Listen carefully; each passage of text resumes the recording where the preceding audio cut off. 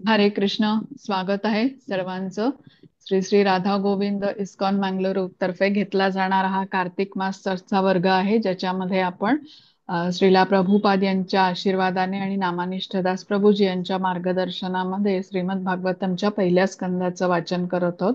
तर प्रथम मी मंगलाचरण म्हणते आणि त्यानंतर मग आपण वाचन सुरू ठेवूया. ओम नमो भगवते वासुदेवाय. ओम नमो भगवते वासुदेवाय. ओम नमो भगवते वासुदेवाय. नारायणं नमस्कृत्यं नरं चैव नरोत्तमं देवीं सरस्वतीं व्यासं ततो जयमुदीरयेत्. नष्टप्रायेष भद्रेषु नित्यं भागवत सेवया भगवती उत्तमश्लोके भक्तिर्भवति नैष्ठिकी. कृष्णाय वासुदेवाय देवकी नंदनाय च नंदगोपकुमाराय गोविंदाय नमो नमः. ओम अज्ञानतिमिरान्धस्य ज्ञानाञ्जनशलाकया चक्षुरुन्मिलितं येन तस्मै श्रीगुरवे नमः. श्रीचैतन्यमनोभीष्टं स्थापितं येन भूतले स्वयं रूप कदा मह्यं ददाति स्वपदान्तिकम्. हे कृष्ण करुणा सिन्धो दीनबन्धो जगत्पते गोपेश गोपिका कान्त राधाकान्त नमोऽस्तुते. तप्त कांचन गौरांगी राधे वृंदावनेश्वरी वृषभानुसुते देवी प्रणमामि हरिप्रिये. नमः. ओम विष्णुपदाय कृष्णप्रेष्ठाय भूतले श्रीमते भक्तिवेदांत स्वामिन् इति नामिने. नमस्ते सारस्वते देवे गौरवाणी प्रचारिणे निर्विशेष शून्यवादी पाश्चात्य देशतारिणे. जय श्री कृष्ण चैतन्य प्रभु नित्यानंद श्री अद्वैत गदाधर श्रीवासादि गौर भक्त वृंद. हरे कृष्णा कृष्णा कृष्णा हरे हरे. हरे राम राम राम हरे हरे. हरे कृष्ण सर्वांना. आपण स्कंद 1 अध्याय 2 आणि श्लोक क्रमांक 28 पासून सुरुवात करणार आहोत. मी वाचते पहिल्यांदा. ओम नमो भगवते वासुदेवाय. वासुदेव परा वेदा वासुदेव परा मखा वासुदेव परा योगा वासुदेव परा क्रिया वासुदेव परम ज्ञानम वासुदेव परम तपः वासुदेव परो धर्मो वासुदेव परागतिः. हरे कृष्ण. श्रीला प्रभुपाद की जय. शास्त्रातील ज्ञानाचा अंतिम उद्देश भगवान श्रीकृष्ण हे आहेत. यज्ञ कर्मे त्यांना प्रसन्न करण्यासाठीच आहेत. योग साधने त्यांच्या साक्षात्कारासाठी आहेत. पलाशेने केलेल्या सर्व कर्मांची फळे त्यांच्याद्वारेच प्राप्त होतात. ते परम ज्ञान आहेत. सर्व कठोर तपश्चर्या त्यांना जाणण्यासाठीच आहे. धर्म त्यांची प्रेमसेवा करण्यातच आहे. ते जीवनाचे परम ध्येय आहेत. हरे कृष्ण. हरे कृष्ण. माताजी मी वाचू? हा वाचा. आणि पुढचा मग अलका माताजी तुम्ही वाचा. हो. हरे कृष्ण. तात्पर्य: भगवान श्रीकृष्ण हेच उपासनेचा विषय असल्याचे या 2 श्लोकात प्रमाणित केलेले आहे.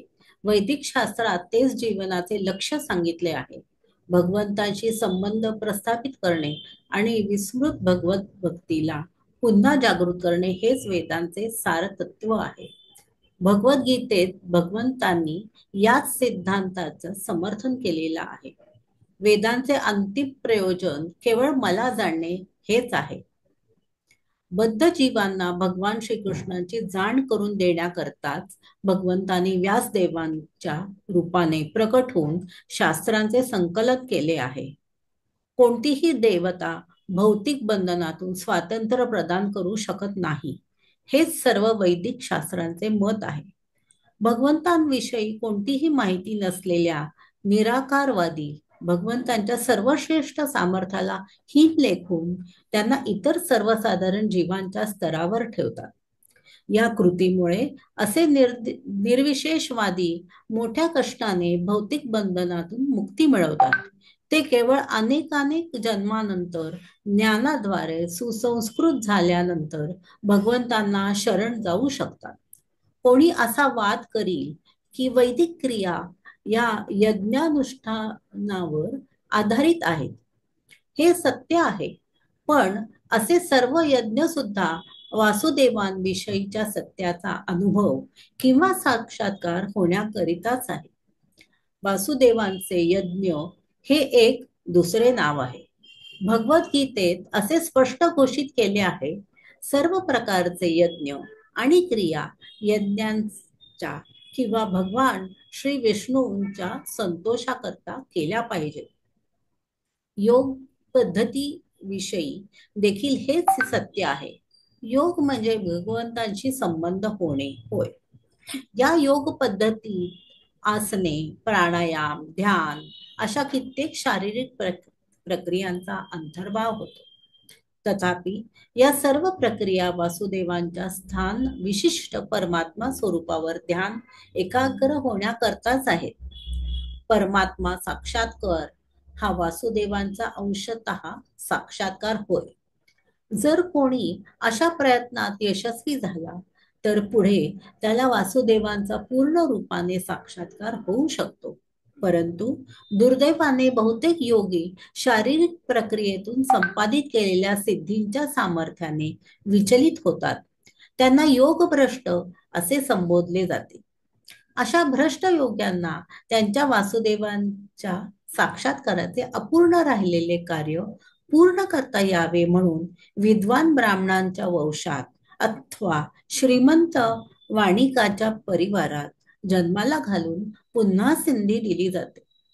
असे भाग्यशाली ब्राह्मण आणि श्रीमंत व्यापाऱ्यांचे पुत्र जर या संधीचा योग्य लाभ घेतील तर सत्संगतीने ते सहजच वासुदेवांना जाणू शकतील.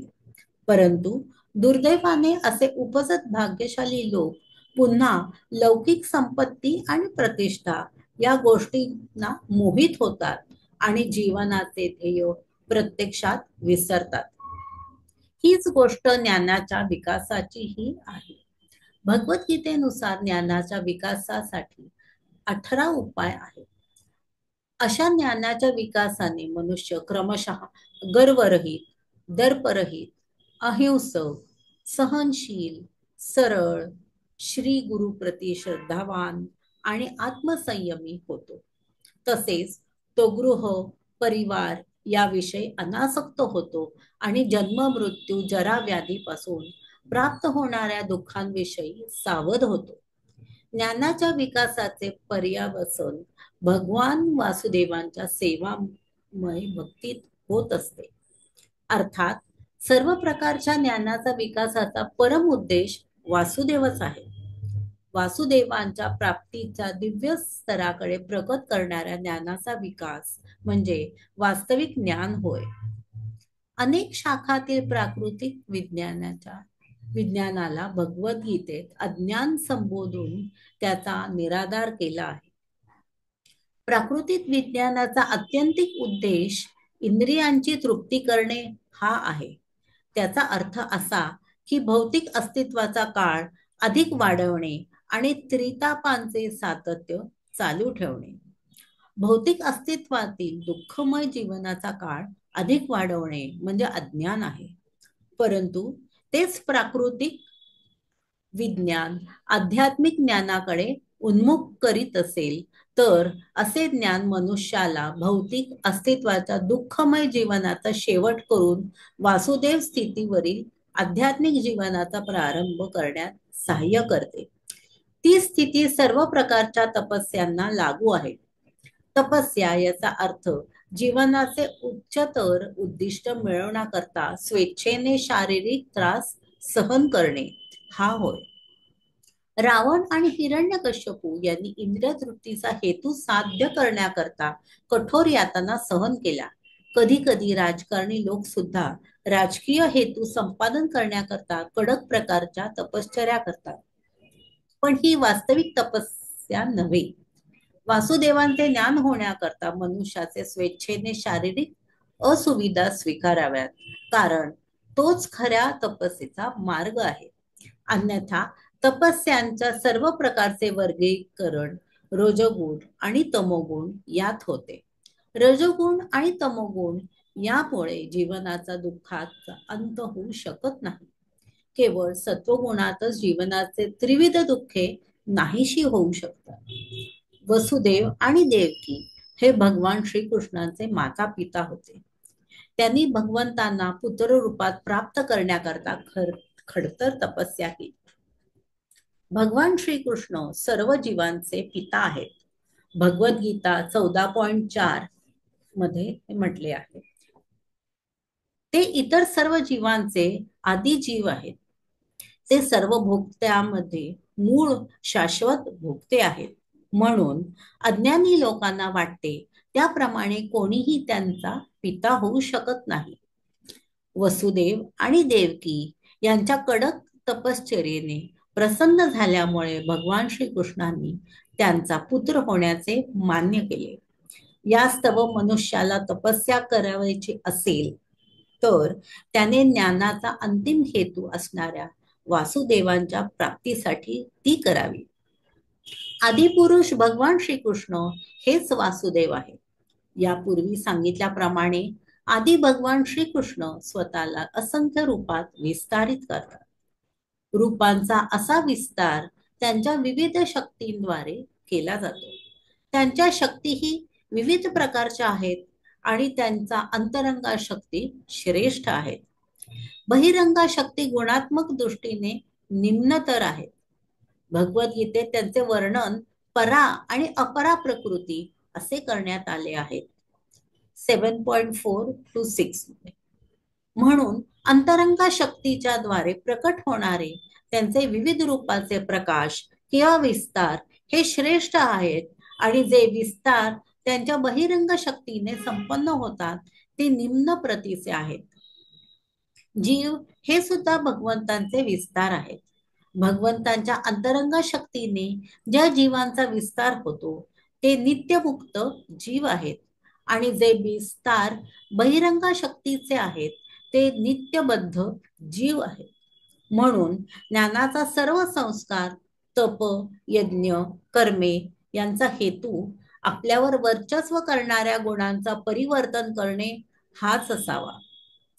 वर्तमान समयी आपण सर्वजण भगवंतांच्या बहिरंगा शक्तीद्वारे नियंत्रित आहोत. या प्रभावाच्या गुणवत्तेत परिवर्तन करण्यासाठी आपण दिव्य शक्तीचा संवर्धनाचा प्रयास केला पाहिजे. भगवद्गीतेत म्हटले आहे की जे महात्मा आहेत किंवा श्रीकृष्णांचा प्रेममय भक्ती निर्माण होण्याकरता ज्यांची मने विशाल झाली आहेत ते अंतरंगा शक्तीच्या प्रभावाखाली आहेत. त्यांचा परिणाम म्हणजे त्यांचे मनाची विशालता प्राप्त झालेले आत्मे भगवंतांच्या प्रेममय सेवेत निरंतर रममाण झालेले असतात. हेच जीवनाचे उद्दिष्ट असले पाहिजे. हाच संपूर्ण वैदिक वाङ्मयाचा आदेश आहे. कोणीही सकाम कर्माच्या चक्रात पडू नये किंवा दिव्य ज्ञानाविषयी शुष्क तर्क करू नये. प्रत्येकाने स्वतःला परमेश्वराच्या सेवेत त्वरित संलग्न करावे. तसेच कोणीही सृष्टीची उत्पत्ती, पालन, संहार करण्याच्या कामी भगवंतांच्या वेगवेगळ्या हातांच्या रूपाने कार्य करणाऱ्या देवांची उपासना करू नये. अशा असंख्य शक्तिशाली देवता आहेत आणि भौतिक जगाच्या बाह्य व्यवस्थेची त्या काळजी घेतात. असे सर्व देव म्हणजे वासुदेवांचे वेगवेगळे सहाय्यक हात आहेत. भगवान ब्रह्मदेव आणि भगवान शिव यांचा देखील देवतांमध्ये समावेश होतो. परंतु भगवान विष्णू किंवा वासुदेव शाश्वतपणे दिव्यत्वात स्थित आहेत. जरी ते भौतिक जगाच्या सत्वगुणाचा स्वीकार करतात तरी ते गुणातीत आहेत. पुढील उदाहरणावरून हा विषय अधिक स्पष्ट होईल. कारागृहात बंदी असतात आणि व्यवस्थापकही असतात. हे व्यवस्थापक आणि बंदी असे दोघेही राजाच्या नियमांनी बांधलेले असतात. पण राजा जरी कधी कधी कारागृहात येतो तरी तो कारागृहाच्या नियमांनी बांधलेला नसतो. म्हणून राजा हा नेहमी कारागृहाच्या नियमांच्या पलीकडे असतो. त्याप्रमाणे भगवान हे भौतिक जगाच्या नियमांच्या पलीकडे आहेत. हरे कृष्ण. हरे कृष्ण. स एवेदं ससर्जाग्रे भगवान आत्ममायया सद असद्रूपया चासौ गुणमया गुणो विभू. हरे कृष्ण. श्रीला प्रभुपाद की जय. भौतिक सृष्टीच्या प्रारंभी परमपुरुष भगवान वासुदेवांनी आपल्या दिव्यावस्थेत स्वतःच्या अंतरंगा शक्तीच्या योगाने कार्य आणि कारण यांच्या शक्तींची उत्पत्ती केली. हरे कृष्ण. अलका माताजी. आणि हरे पुढचा कृष्ण. वाचतील मिनल माताजी. त्याच्या पुढचा मग विमल माताजी तुम्ही वाचा. पहिल्यांदा अलका माताजींनी हा हात वर माताजी. केला होता, त्यांना वाचू देत. हा, म्यूट आहात अलका माताजी तुम्ही. हरे कृष्ण माताजी, दंडवत प्रणाम. हरे कृष्ण. तात्पर्य तात्पर्य श्रील प्रभुपादजी द्वारा श्रील प्रभुपादजी की जय. भगवंतांची स्थिती नेहमीच दिव्य असते, कारण प्राकृत सृष्टीच्या सृजनासाठी आवश्यक असणाऱ्या कार्यकारणात्मक शक्तींची उत्पत्ती त्यांच्याकडूनच केली जाते. तरी देखील ते भौतिक गुणांपासून अलिप्त आहेत. त्यांची सत्ता, त्यांचे रूप, लीला आणि परिवार या सर्वांचे अस्तित्व भौतिक सृष्टीच्या पूर्वीपासूनच आहे. भगवंत सर्वथा दिव्य आहे. गुणात्मक दृष्ट्या दिव्य गुणांशी सर्वथा भिन्न अशा भौतिक गुणांशी त्यांना काही कर्तव्य नाही. मायावादी तत्ववेते श्री शंकराचार्यांनी भगवद्गीतेच्या भाष्यात श्रीकृष्णांच्या या दिव्य स्थितीचा स्वीकार केला आहे. हरे कृष्ण. तया विलासितेषु एषु गुणेषु गुणवानिव अंतप्रविष्ट आभाती विज्ञानेन विजृंभितः. हरे कृष्ण. श्रीला प्रभुपाद की जय. भौतिक द्रव्यांची उत्पत्ती केल्यानंतर भगवान वासुदेवांनी स्वतःचा विस्तार करून त्यात प्रवेश केला. जरी ते प्राकृतिक गुणांमध्ये आहेत आणि त्या सृष्ट जीवांपैकी वस्तूंपैकी एक आहेत असे दिसते, तरी ते सदैव आपल्या दिव्य स्थितीत पूर्णपणे प्रकाशित असतात. हरे कृष्ण. मिनल माताजी.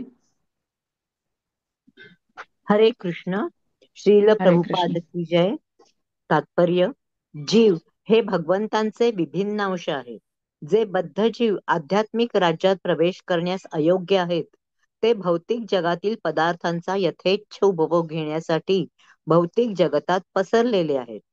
भगवान परमात्मा रूपाने आणि जीवाच्या शाश्वत मित्राच्या रूपाने आपल्या एका पूर्णांशाने जीवांना भौतिक उपभोगात मार्गदर्शन करण्याकरता आणि सर्व कर्मांचा साक्षी होण्याकरता त्यांच्या संगतीत असतात.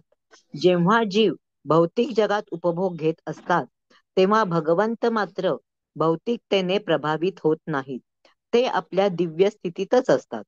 वैदिक शास्त्रात श्रुतींमध्ये असे सांगितले आहे, द्वा सुपर्णा सयुजा सखाया समानम वृक्षम परिशस्वजाते तयोरन्यो पिप्पलम स्वाद्वत्यन्न श्ननन्योभिचा कशीती. त्याची चाल लक्षात नाही आली पटकन.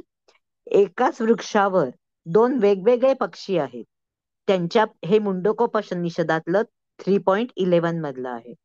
एकाच वृक्षावर दोन वेगवेगळे पक्षी आहेत. त्यांच्यापैकी एक वृक्षावरील फळांचे आस्वादन करीत आहे, तर दुसरा केवळ त्याच्या कार्याचे अवलोकन करीत आहे. फळांचा उपभोक्ता जीव आहे आणि साक्षी भगवंत आहेत. फळांचा उपभोग घेणाऱ्याला म्हणजे जीवाला आत्मस्वरूपाचा विसर पडलेला आहे आणि तो भौतिक स्थितीत सकाम कर्मांच्या पूर्णपणे अधीन झाला आहे. परंतु भगवंत म्हणजे परमात्मा मात्र सदैव दिव्य ज्ञानाने पूर्ण आहेत. परमात्मा व बद्ध जीव यांच्यात हाच भेद आहे. प्राणी मात्रे किंवा बद्ध जीव प्राकृतिक नियमांनी नियंत्रित झालेले असतात, तर परमात्मा भौतिक शक्तीचा नियंत्रक आहे. हरे कृष्ण. हरे कृष्ण. यथा यवहितो वह्नी दारुष्वेकः स्वयोनिषु नानेव भाति विश्वात्मा भूतेषु च तथा पुमान्. हरे कृष्ण. श्रीला प्रभुपाद की जय. ज्याप्रमाणे लाकडात अग्नी व्याप्त आहे, त्याप्रमाणे भगवान परमात्मा रूपाने सर्व पदार्थात व्याप्त आहेत. म्हणून जरी ते अद्वितीय असे परमपुरुष आहेत, तरी ते पुष्कळ रूपात अभिव्यक्त झाल्याप्रमाणे दिसतात. हरे कृष्ण. विमल हरे माताजी. हरे कृष्ण माताजी. तात्पर्य हरे श्रील कृष्ण. प्रभुपादद्वारे भगवान वासुदेव आपल्या एकांशाने संपूर्ण एका अणुमध्ये सुद्धा अनुभवास येते. जड चेतन प्रोटॉन न्यूटॉन इत्यादी हे भगवंतांच्या परमात्मा स्वरूपाचे विभिन्न परिणाम आहेत. लाकडापासून अग्नी उत्पन्न केला जाऊ शकतो किंवा दुधापासून लोणी निघते. त्याचप्रमाणे उपनिषदे आणि वेदांत अशा वैदिक शास्त्रात ज्या दिव्य विषयाचा उहापोह केलेला आहे, त्या दिव्य विषयांच्या विधियुक्त श्रवण कीर्तनाने भगवंताच्या परमात्मा रूपाची जाणीव होऊ शकते. भागवत वैदिक साहित्याची अधिकृत व्याख्या आहे. भगवंताचा साक्षात्कार दिव्य विषयांच्या श्रद्धायुक्त श्रवणातून होतो. दिव्य विषयाच्या साक्षात्काराचा तोच एक मार्ग आहे. ज्याप्रमाणे अग्नीच्या द्वारे लाकडातून दुसरा अग्नी प्रज्वलित केला जाऊ शकतो, त्याचप्रमाणे जीवाची दिव्य चेतना कृष्ण भावना दुसऱ्या दैविक रूपाने प्रज्वलित होऊ शकते. कृष्ण कृपामूर्ती श्री गुरु श्रद्धापूर्ण कर्णरंध्रात आध्यात्मिक संदेश देऊन सूक्ष्म काष्ठाप्रमाणे असलेल्या प्राणिमात्रात आध्यात्मिक चेतना प्रज्वलित करू शकतात. यासाठी जीवाने श्रवणच होऊन आध्यात्मिक गुरूच्या आश्रयास गेले पाहिजे. अशा रीतीने त्याला भगवंताचे दिव्य अस्तित्व क्रमाक्रमाने प्रत्ययास येऊ शकते. पशुता आणि मानवता यांच्यात या प्रक्रियेमुळेच अंतर आहे. मनुष्य योग्य रीतीने श्रवण करतो, तर पशु तसे करू शकत नाही. हरे कृष्ण. हरे कृष्ण. असौ गुणमयी भावै भूत सूक्ष्मेन्द्रियात्मभिः स्वनिर्मितेषु निर्विष्टो भुंक्ते भूतेषु तद्गुणान्. हरे कृष्ण. श्रीला प्रभुपाद की जय. परमात्मा भौतिक प्रकृतीच्या गुणांनी प्रभावित झालेल्या जीवांच्या शरीरात प्रवेश करतो आणि त्यांना सूक्ष्म मनाने त्या गुणांच्या परिणामाचा भोग करण्याची प्रेरणा देतो. हरे कृष्ण. संजना माताजी. हरे कृष्ण माताजी. हरे कृष्ण. परमात्मा भौतिक तात्पर्य सर्वोच्च बुद्धिमान अशा ब्रह्मदेवापासून नगण्य अशा मुंगीपर्यंत 84 लक्ष योनी जीव योनी आहेत आणि त्या सर्व सूक्ष्म मनाच्या आणि स्थूल भौतिक शरीराच्या इच्छानुसार या भौतिक जगाचा उपभोग घेत आहेत. स्थूल शरीर सूक्ष्म मनाच्या अवस्थांवर आधारलेले आहे. इंद्रिय जीवांच्या इच्छेप्रमाणे निर्मिलेली आहेत. भगवान परमात्म्याच्या रूपाने जीवांना भौतिक सुखाची प्राप्ती करून देण्यास सहाय्य करतात. कारण जीव इच्छिलेले प्राप्त करण्यास सर्वथा असमर्थ आहे. जीव इच्छा मागणारा आहे तर परमात्मा देणारा आहे. दुसऱ्या दृष्टीने जीव हे भगवंतांचे अंश आहे आणि म्हणून त्यांचे भगवंतांशी एकत्व आहे. सर्व प्रकारचे शरीरधारी जीव हे भगवंतांचे पुत्र आहेत असे भगवंतांनीच भगवद्गीतेत घोषित केले आहे. पुत्रांची सुखदुःखे अप्रत्यक्ष रीतीने पित्याची सुखदुःखे आहेत. तरीही पिता अशा सुखदुःखांनी प्रत्यक्षपणे प्रभावित होत नाही. परमेश्वर इतके दयाळू आहेत की ते नेहमी जीवांच्या अंतःकरणात परमात्म्याच्या रूपाने राहतात आणि त्या जीवाला खऱ्या सुखाकडे उन्मुख करण्याचा नेहमी प्रयत्न करतात. हरे कृष्ण माताजी. धन्यवाद. हरे कृष्ण. भावयत्येष सत्त्वेन लोकान् वै लोकभावनः लीलावतारानुतरतो देवतिर्यक नर आदिषु. हरे कृष्ण. श्रीला प्रभुपाद की जय. याप्रमाणे विश्वाचे स्वामी देवता मनुष्य आणि निम्न योनीतील जीवांचे वास्तव्य असलेल्या सर्व ग्रह लोकांचे पालन पोषण करतात. अवतार ग्रहण करून ते अशा सर्वांना सत्वगुणात प्रस्थापित होण्याची संधी देतात. हरे कृष्ण. सुमन माताजी. हा. हरे कृष्ण. श्रील प्रभुपाद की जय. भौतिक विश्वे असंख्य आहेत. प्रत्येक विश्वात असंख्य ग्रहलोक आहेत. त्यांच्यावर विभिन्न प्राकृतिक गुणांचे विभिन्न श्रेणीतील जीव निवास करतात. भगवान विष्णू प्रत्येक ग्रहलोकात जीवाच्या प्रत्येक समाजात अवतार धारण करतात. प्राणिमात्रामध्ये भगवत धामात जाण्याची इच्छा निर्माण करण्याच्या हेतूने ते जीव दिव्य लीला प्रकट करतात. भगवान आपल्या मूळ दिव्य स्थितीमध्ये कोणतेही परिवर्तन करत नाहीत, परंतु ते विशिष्ट काळ, वेळ व समाज यानुसार विभिन्न रूपात प्रकट होत असतात. कधी कधी ते स्वतः अवतार घेतात आणि कधी कधी ते एखाद्या जीवाला आपले कार्य संपादन करण्याकरिता अधिकार आणि सामर्थ्य देतात. परंतु कोणत्याही स्थितीत त्यांचा हेतू एकच असतो, दुःख भोगणाऱ्या बद्ध जीवाने भगवतधामी परत यावे.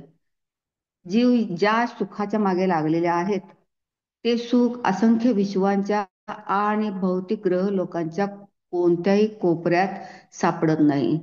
जीवाला ज्या शाश्वत सुखाची इच्छा आहे ते केवळ भगवंतांच्या धामातच प्राप्त होते. विसराळू जीव मात्र भौतिक गुणांच्या प्रभावाखाली असल्यामुळे त्यांना भगवत धामाची माहिती नाही. म्हणून भगवान स्वतः अवतार घेऊन अथवा आपल्या प्रतिनिधीद्वारे आपल्या धामाचा संदेश देण्यासाठी येतात.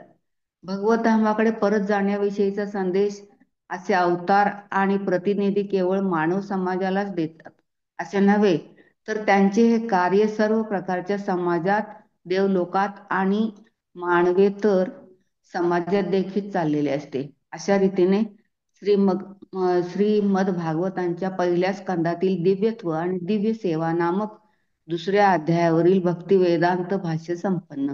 हरे कृष्ण. हरे कृष्ण.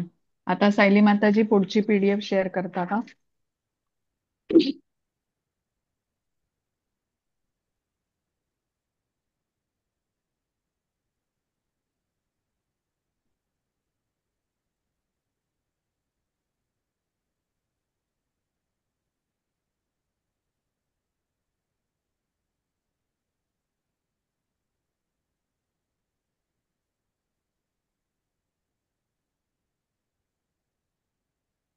हा, चालेल. हरे कृष्ण. अध्याय 3, अवतारी श्रीकृष्ण. सूत उवाच जगृहे पौरुषं रूपं भगवान् महदादिभिः सम्भूतं षोडशकलमादौ लोकसिसृक्षया. हरे कृष्ण. सुत गोस्वामी म्हणाले, भगवंतांनी सृष्टीच्या प्रारंभी आपल्या पुरुषावताराच्या विश्वरूपात स्वतःला प्रगट केले आणि भौतिक सृष्टीकरिता सर्व मूलतत्वे निर्माण केली. अशा प्रकारे प्रारंभिक भौतिक कार्याची 16 तत्वे निर्माण झाली. यात भौतिक विश्व निर्माण करण्याचा हेतू होता. हरे कृष्ण. कोण वाचेल आता? मीच वाचू का? अजून कोणाला नाही वाचायचं का? ज्यांनी आतापर्यंत वाचलेलं मी नाही वाच काय?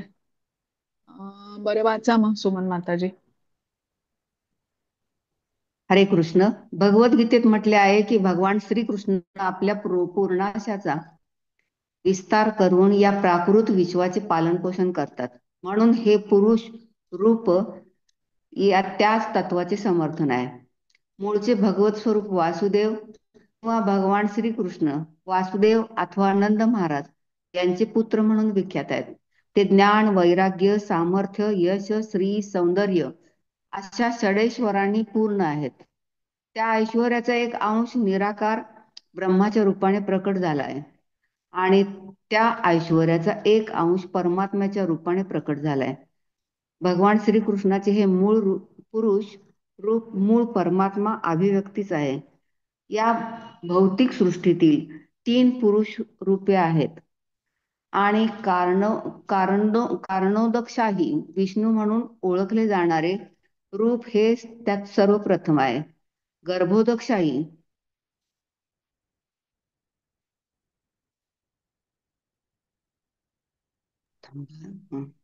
गर्भोदकशाही विष्णू, गर्भोदकशाही विष्णू आणि क्षीरोदकशाही विष्णू ही दुसरी रूपे आहेत. त्यांचे ज्ञान आपण क्रमाने प्राप्त करू. कारणोदकशाही विष्णूंच्या त्वचेत रंध्रातून असंख्य ब्रह्मांडे निर्माण होतात आणि प्रत्येक ब्रह्मांडात भगवान गर्भोदकशाही विष्णूंच्या रूपाने प्रविष्ट होतात. भगवद्गीतेत सुद्धा म्हटले आहे की प्राकृत जगताची उत्पत्ती निश्चित अशा वेळी होत असते आणि नंतर पुन्हा त्याचा ध्वंस होत असतो. ही उत्पत्ती आणि विनाश भगवंताच्या इच्छेने होत असतात. याचे कारण नित्यबद्ध जीव हे आहेत. या नित्यबद्ध जीवांना स्वतंत्र व्यक्तिमत्वाची किंवा अहंकाराची जाणीव असते. तो अहंकार त्यांना इंद्रिय भोगाकडे वळवितो. त्यांची उपलब्धी त्यांना होत नाही कारण ही त्यांची स्वाभाविक स्थिती नाही. भगवान हेच केवळ भोक्ता आहेत आणि इतर सर्वजण भोग्य आहेत, परंतु जीव हे नियंत्रित भोगते झाले आहेत. आपल्या स्वाभाविक स्थितीचा विसर पडल्याने नित्यबद्ध जीवांना सुख भोगण्याची तीव्र आकांक्षा असते. या भौतिक जगात जड पदार्थाचा उपभोग घेण्याची संधी बद्ध जीवांना दिली जाते. त्याचबरोबर आपल्या स्वाभाविक स्थिती कोणती आहे हे समजून घेण्याची संधीही त्यांना दिली जाते. त्यांना परमसत्याचे आकलन होते आणि जे भौतिक जगातील अनेकानेक जन्मांतर वासुदेवांच्या चरण कमळांना शरण येतात ते भाग्यशाली जीव नित्यमुक्त झालेल्या जीवांना जाऊन मिळतात. याप्रमाणे त्यांना भगवत धामामध्ये प्रवेश करण्याची अनुमती मिळते. त्यानंतर अशा भाग्यशाली जीवांना वेळोवेळी होणाऱ्या प्राकृत सृष्टीत पुन्हा येण्याची आवश्यकता नसते. परंतु ज्यांना आपली स्वाभाविक स्थिती गाठता आली नाही ते प्राकृत सृष्टीच्या प्रलयाच्या वेळी महत तत्वात पुन्हा विलीन होतात. जेव्हा भौतिक सृष्टीचे पूर्ण संघटन होते तेव्हा महत तत्व पुन्हा उन्मुक्त होते. या महत तत्वात बद्ध जीवासहित भौतिक सृष्टीचे सर्व मूळ घटक अंतर्भूत असतात.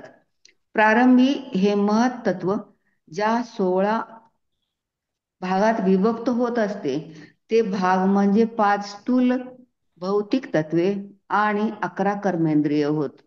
हे महत तत्व स्वच्छ आकाशातील मेघाप्रमाणे असते. चिदाकाशात ब्रह्माचा दैदिप्यमान प्रकाश सर्वत्र पसरतो आणि मग सर्व रचना आध्यात्मिक प्रकाशात उद्दीप्त होऊन राहते. त्या विस्तीर्ण अमर्याद चिदाकाशाच्या कोणत्या तरी एका कोपऱ्यात हे महत तत्व एकत्र होत असते. जो भाग महत तत्वाने आच्छादिला जातो त्याला प्राकृत आकाश असे म्हटले जाते. चिदाकाशाचा एक भाग त्याला महत तत्व किंवा प्राकृत आकाश असे म्हणतात.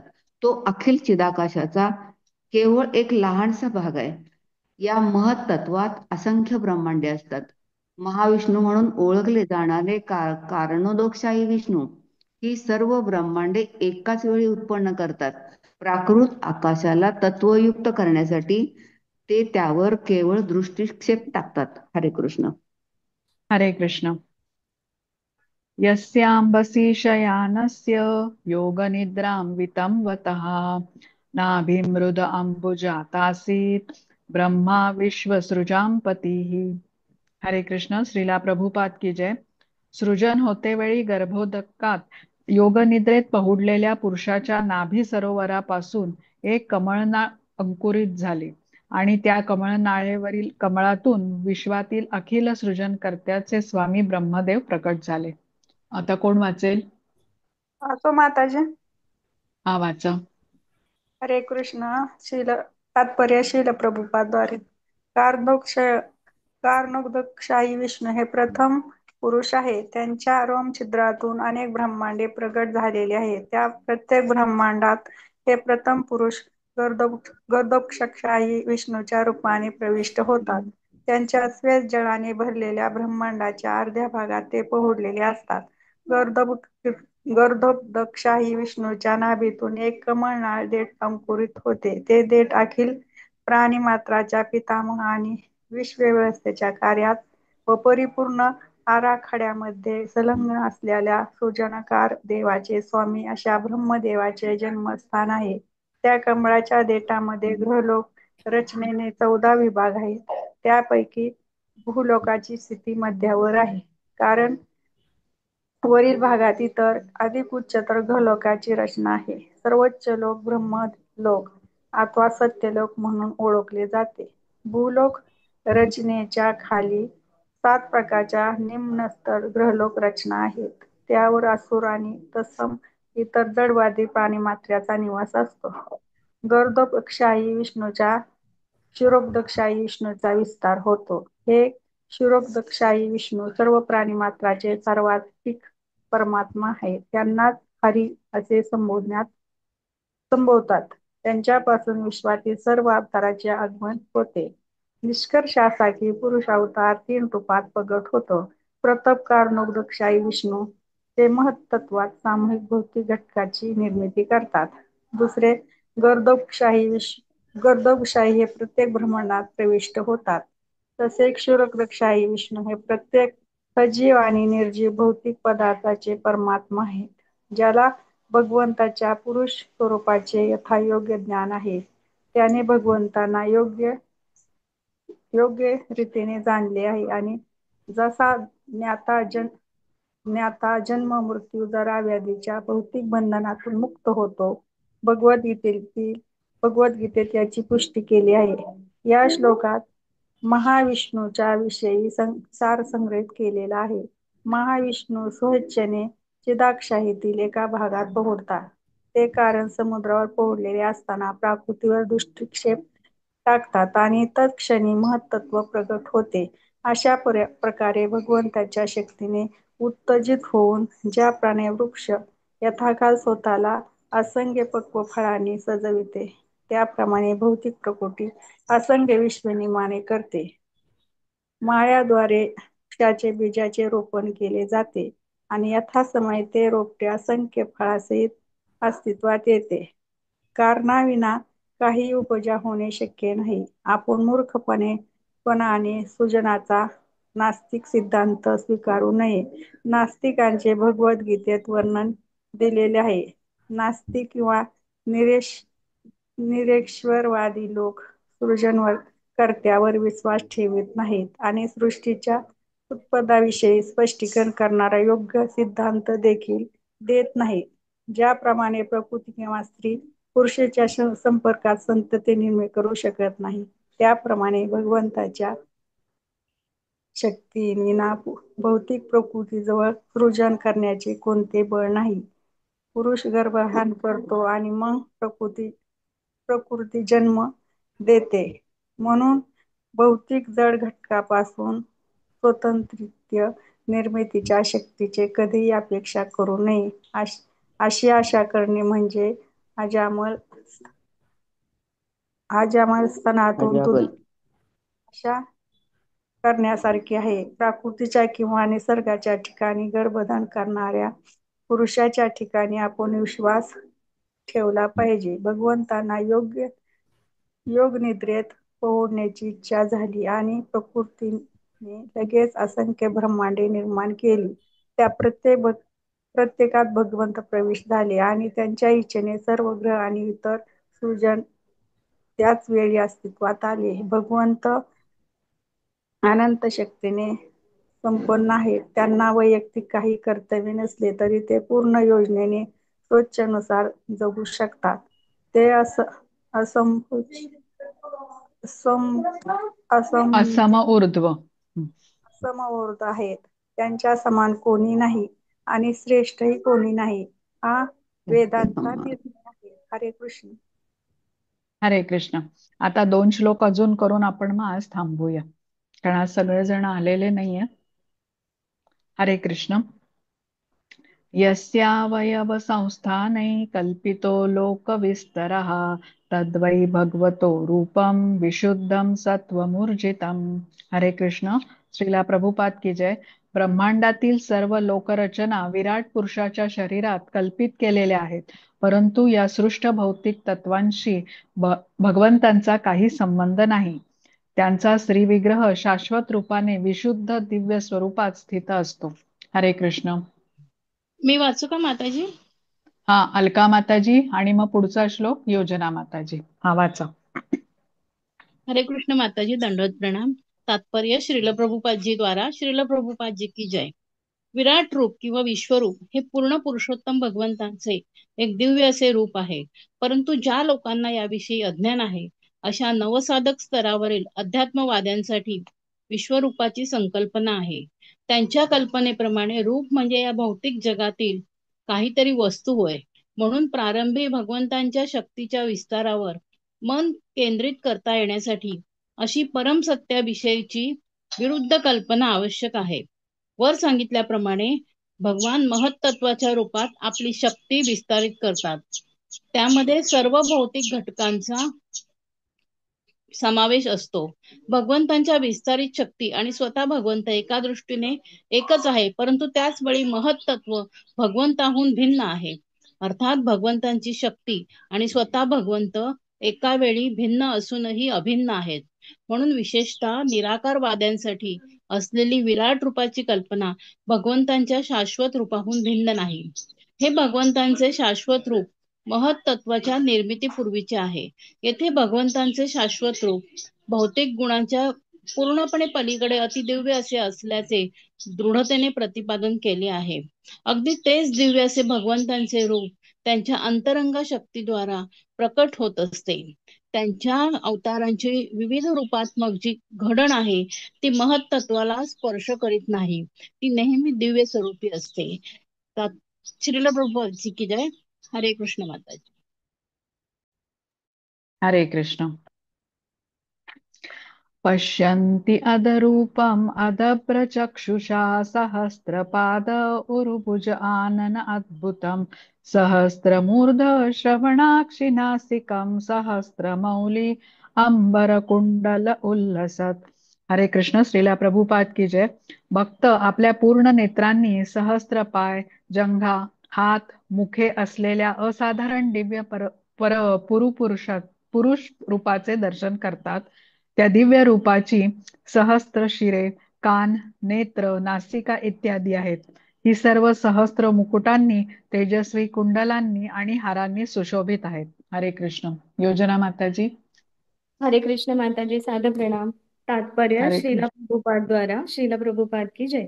आपण आपल्या भौतिकतेने दूषित झालेल्या इंद्रियांनी दिव्य स्वरूपी भगवंतांविषयी कोणत्याही प्रकारचे आकलन करू शकत नाही.